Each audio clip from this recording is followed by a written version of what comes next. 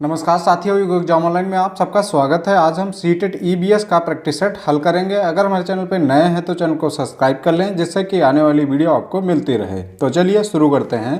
प्रश्न है, ईबीएस में मानचित्र कौशल रिकॉर्डिंग कौशल को विकसित करता है, स्थानों के सापेक्ष स्थिति की समझ को विकसित करता है, लैंडस्केप खींचने के कौशल को विकसित करता है, या पूर्वानुमान और गणना के कौशल को विकसित करता है। तो इसका सही उत्तर क्या हो जाएगा?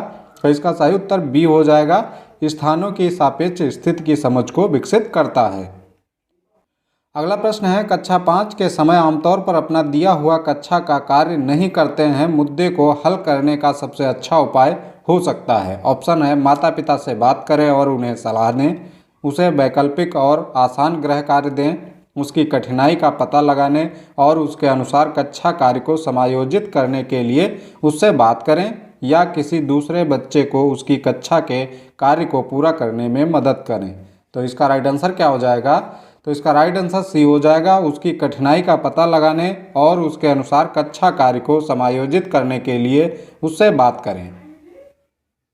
अगला प्रश्न है, मुस्कान ने परिवहन में डीजल वाहनों का उपयोग निषिद्ध होना चाहिए विषय पर एक वाद विवाद का आयोजन किया। मुस्कान के द्वारा इस विषय पर कक्षा में वाद विवाद के आयोजन का क्या उद्देश्य है?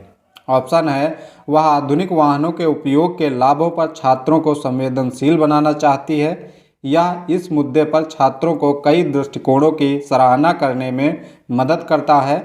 वह पूरी तरह से परिवहन में डीजल वाहनों पर प्रतिबंध लगाने की आवश्यकता पर छात्रों को संवेदनशील बनाना चाहती है, या छात्रों के विचारों को जानने और उन्हें सही करने में मदद करेगा। तो इसका राइट आंसर क्या हो जाएगा? तो इसका राइट आंसर बी हो जाएगा, यह इस मुद्दे पर छात्रों को कई दृष्टिकोणों की सराहना करने में मदद करता है। अगला प्रश्न है, कुछ हजार साल पहले भारत में तालाबों के निर्माण के अल बिरूनी के अवलोकन के आधार पर कक्षा 5 के ईबीएस के पाठ्य पुस्तक में एक अनुच्छेद है। इस अनुच्छेद को शामिल करने का क्या उद्देश्य होगा? यह इतिहास के स्रोतों की पहचान करने में शिक्षार्थियों की मदद करता है, यह शिक्षार्थियों को उनके अवलोकन की रिकॉर्डिंग में सुधार करने में मदद करता है, यह शिक्षार्थियों को कुछ 1000 साल पहले भारत में मौजूद तकनीकी की सराहना करने में मदद करता है, यह शिक्षार्थियों को इतिहास में साक्ष्य की भूमिका की सराहना करने में मदद करता है। कूट दिया गया है, केवल ए और डी सही है, केवल ए और सी सही है, केवल ए बी सी सही है, या ए सी डी सही है। तो इसका राइट आंसर क्या हो जाएगा? तो इसका राइट आंसर डी हो जाएगा, ए सी डी सही है। अगला प्रश्न है, ईबीएस की एकीकृत प्रकृति सहायक है। ऑप्शन है, शिक्षार्थी केंद्रित उपागम का पालन करने और संकल्पनाओं की अधिक संख्या का परिचय देने में, दी गई सूचनाओं और विवरणों से सीखने में, पाठ्यचर्या के भार को कम करने और विशिष्ट प्रकरणों को पेश करने में, पाठ्यचर्या के भार को कम करने और शिक्षार्थियों की सार्थकता पूर्वक सीखने में। तो इसका राइट आंसर क्या हो जाएगा? तो इसका राइट आंसर डी हो जाएगा, पाठ्यचर्या के भार को कम करने और शिक्षार्थियों की सार्थकता पूर्वक सीखने में। अगला प्रश्न है, निम्नलिखित में से क्या ईबीएस में आकलन का एक व्यापक संकेत नहीं है? ऑप्शन है, समानता के प्रति सरोकार, अवधारणा मानचित्रण, सहयोग, या न्याय के प्रति सरोकार। तो इसका राइट आंसर क्या हो जाएगा? तो इसका राइट आंसर बी हो जाएगा, अवधारणा मानचित्रण।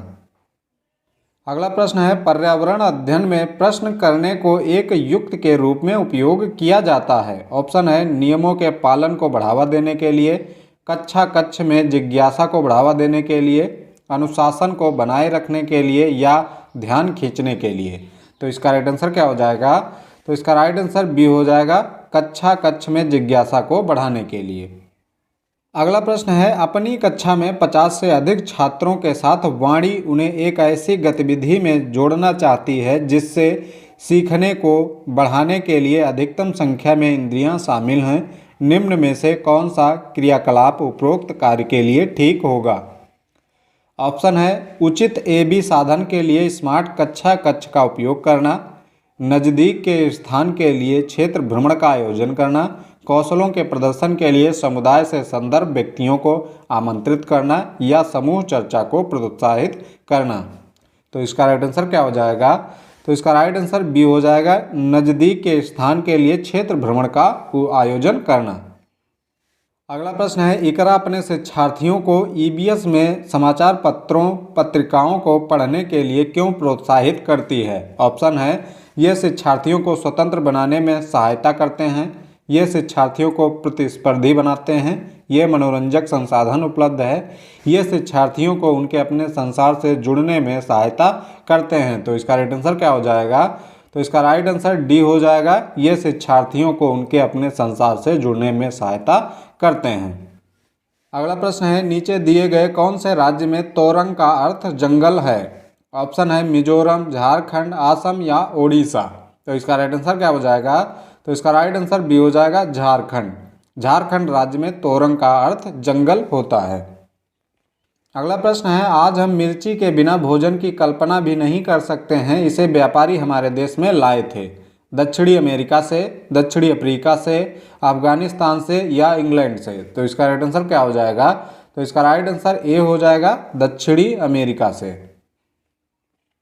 अगला प्रश्न है, नीचे दिया गया कौन सा कथन मधुमक्खियों और छत्तों के विषय में सही नहीं है? ऑप्शन है, छत्ते में बहुत सारी काम करने वाली मक्खियाँ होती हैं, छत्ते में केवल कुछ नर मक्खियाँ होती हैं, प्रत्येक छत्ते में एक रानी मक्खी होती है जो अंडे देती है, या नर मक्खियों छत्तों के लिए अत्यंत महत्वपूर्ण होती हैं। तो इसका राइट आंसर क्या हो जाएगा?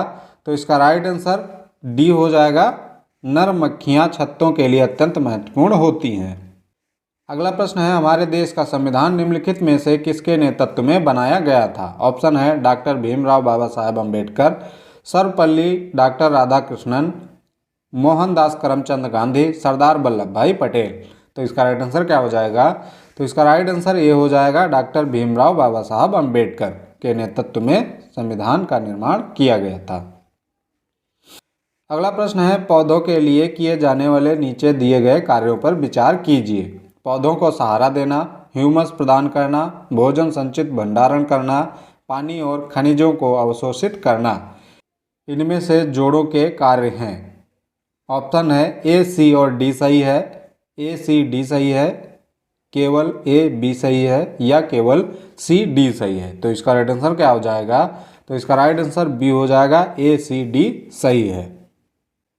अगला प्रश्न है, निम्नलिखित में से कौन सा एक भारत का संघ शासित प्रदेश नहीं है? ऑप्शन है, मणिपुर, चंडीगढ़, लद्दाख, जम्मू और कश्मीर। तो इसका राइट आंसर क्या हो जाएगा? तो इसका राइट आंसर ये हो जाएगा, मणिपुर। चंडीगढ़, लद्दाख, जम्मू और कश्मीर ये क्या है? ये संघ शासित प्रदेश हैं। अगला प्रश्न है, निम्नलिखित में से कौन से कच्चे तेल पेट्रोलियम के उत्पादक हैं? ऑप्शन है, गुजरात, तमिलनाडु, बिहार और बॉम्बे हाई तथा पश्चिम बंगाल या असम और उड़ीसा। तो इसका राइट आंसर क्या हो जाएगा? तो इसका राइट आंसर ये हो जाएगा, गुजरात और तमिलनाडु। अगला प्रश्न है, निम्नलिखित में से पक्षियों का वह समूह चुनिए जिसका प्रत्येक सदस्य हमारी तुलना में 4 गुनी अधिक दूरी की वस्तुओं को स्पष्ट देख सकने के योग्य हैं। ऑप्शन है, कौवा चील बुलबुल, बाज चील गिद्ध, फाख्ता कौवा मोर या बाज कबूतर तोता। तो इसका राइट आंसर क्या हो जाएगा? तो इसका राइट आंसर बी हो जाएगा, बाज चील और गिद्ध। अगला प्रश्न है, पोचमपल्ली भारत के दक्षिणी राज्य का एक कस्बा है जो सुंदरता से डिजाइन की गई चमकदार रंगों की पोचमपल्ली साड़ियों और विशेष प्रकार की बुनाई, जिसे भी पोचमपल्ली ही कहते हैं, के लिए प्रसिद्ध है। यह कस्बा अब किस राज्य का भाग है? ऑप्शन है, तेलंगाना, तमिलनाडु, कर्नाटक या केरल। तो इसका राइट आंसर क्या हो जाएगा? तो इसका राइट आंसर ये हो जाएगा, तेलंगाना। अगला प्रश्न है, निम्नलिखित में से खाद्य पदार्थों के उस समूह को चुनिए जिसके प्रत्येक सदस्य में लौह तत्व प्रचुर मात्रा में होता है। ऑप्शन है, आंवला, बंद गोभी, टमाटर, बंद गोभी, आंवला, पालक, गुड़, आंवला, टमाटर या आंवला, पालक, गुड़। तो इसका राइट आंसर क्या हो जाएगा? तो इसका राइट आंसर डी हो जाएगा, आंवला, पालक और गुड़। अगला प्रश्न है, निम्नलिखित में से किसने मटर के पौधे के साथ प्रयोग किए और यह पाया कि मटर के पौधों में कुछ ऐसे लक्षण होते हैं जो जोड़ियों में पाए जाते हैं, जैसे चिकने या खुरदरे, लंबे या बौने, पीले या हरे आदि? George Mestral, Charles Darwin, doctor M S. Swaminathan, Gregor John Mendel. तो इसका राइट आंसर क्या हो जाएगा? तो इसका राइट आंसर डी हो जाएगा, ग्रेगर जॉन मेंडल। अगला प्रश्न है, नीचे दिए गए एक राज्य के ग्रामीण लोग अपने ढालू छत वाले लकड़ी के मकान मजबूत बांस के खंभों पर धरती से 3 से 3.5 मीटर की ऊंचाई पर बनाते हैं। ऑप्शन है असम, उड़ीसा, राजस्थान या लद्दाख। तो इसका राइट आंसर क्या हो जाएगा? तो इसका राइट आंसर ए हो जाएगा असम। अगला प्रश्न है, भारत के मानचित्र में दिल्ली की स्थिति के सापेक्ष गांधीनगर गुजरात की राजधानी और पटना बिहार की राजधानी की दिशाएं क्रमशः हैं। ऑप्शन है उत्तर पूर्व और दक्षिण पश्चिम, दक्षिण पश्चिम और उत्तर पूर्व, दक्षिण पूर्व और दक्षिण पश्चिम, दक्षिण पश्चिम और दक्षिण पूर्व। तो इसका राइट आंसर क्या हो जाएगा? तो इसका राइट आंसर डी हो जाएगा, दक्षिण पश्चिम और दक्षिण पूर्व। अगला प्रश्न है, आप एक एकीकृत ईबीएस कक्षा के लिए कैसे योजना बनाएंगे? ऑप्शन है विज्ञान और सामाजिक विज्ञान के लिए अलग अध्यापकों का प्रबंध करेंगे, पर्यावरण विज्ञान के लिए अलग अध्यापक का प्रबंध करेंगे, एक पाठ में 2 या अधिक विषय क्षेत्रों को मिलाएंगे, या अलग योजनाओं में सभी विषयों को अलग करेंगे। तो इसका राइट आंसर क्या हो जाएगा? तो इसका राइट आंसर सी हो जाएगा, एक पाठ में 2 या अधिक विषय क्षेत्रों को मिलाएंगे। अगला प्रश्न है, निम्नलिखित में से कौन सा एनसीएफ 2005 के अनुसार ईबीएस पाठ्यक्रम में सुझाए गए 6 विषयों में से एक है? ऑप्शन है चीज़ें जो हम बनाते हैं और करते हैं, चीज़ें कैसे काम करती हैं, पदार्थ, प्राकृतिक संसाधन। तो इसका राइट आंसर क्या हो जाएगा? तो इसका राइट आंसर ये हो जाएगा, चीज़ें जो हम बनाते हैं और कहते हैं। अगला प्रश्न है, उपाख्यान अभिलेखों में क्या नहीं दर्ज करना चाहिए? ऑप्शन है मुख्य रूप से समस्याग्रस्त स्थितियों की पहचान करना, निर्णय वाले कथनों को लिखना, मजबूतियों और कमजोरियों की पहचान करना, बच्चे की रुचियों और संबंधों आदि की पहचान करना। कोड दिया गया है, ए बी सी सही है, ए सी डी सही है, ए बी सही है या बी डी सही है। तो इसका राइट आंसर क्या हो जाएगा? तो इसका राइट आंसर सी हो जाएगा, ए और बी सही है।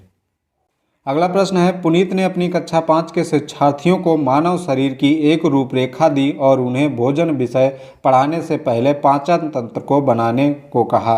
पुनीत चाहता था अच्छे ड्राइंग कौशल वाले शिक्षार्थियों की पहचान करना, पाचन की प्रक्रिया पर शिक्षार्थियों का मूल्यांकन करना, परीक्षण करना कि शिक्षार्थी नामांकित आरेख बना सकते हैं, पाचन से संबंधित शिक्षार्थियों के विचारों को प्राप्त करना। तो इसका राइट आंसर क्या हो जाएगा?